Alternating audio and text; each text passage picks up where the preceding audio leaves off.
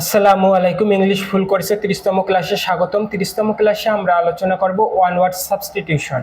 One word substitution বলতে বাংলায় আমরা যেটা পড়েছি এক কথায় প্রকাশ, সেটাই হচ্ছে ইংলিশে one word substitution.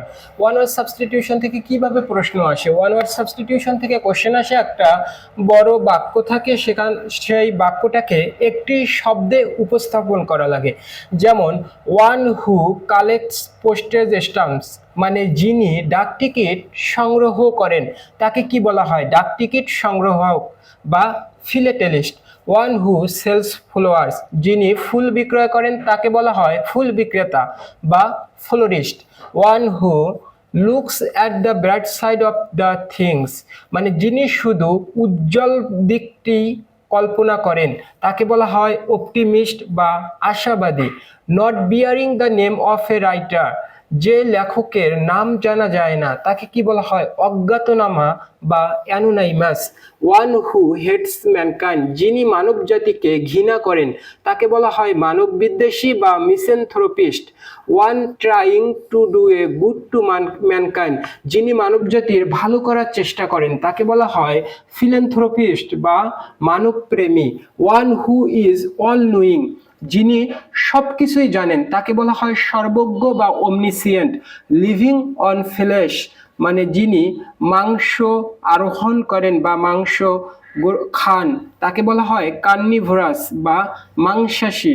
Study of religion, মানে ধর্ম নিয়ে পড়াশোনা, ধর্ম নিয়ে আলোচনা তাকে বলা হয় থিওলজি বা ধর্মতত্ত্ব। স্টাডি অফ রিলিজন মানে থিওলজি, ধর্মতত্ত্ব। স্টাডি অফ আর্থকুয়েকস, মানে ভূমিকম্প নিয়ে পড়াশোনা তাকে বলা হয় সিসমোলজি বা ভূমিকম্প তত্ত্ববিদ্যা। A person who treats eye disease, যিনি চোখের রোগগুলোর চিকিৎসা করেন তাকে বলা হয় চক্ষু বিশেষজ্ঞ বা ophthalmologist. A person who journeys to a holy place, একজন ব্যক্তি যিনি ভ্রমণ করেন কোথায়? এ হোলি প্লেস, একটা পবিত্র স্থানে তাকে বলা হয় পিলগ্রিম বা তীর্থযাত্রী। The killing of a king, রাজাকে হত্যা, এটা কি? রাজহত্যা, যার ইংরেজি হচ্ছে regicide. A speech full of too many words, যেই বক্তব্যটা অনেক বেশি শব্দ নিয়ে গঠিত হয়েছে সেটা হচ্ছে এ ভার্বজ স্পিচ বা বাগাড়ম্বরপূর্ণ।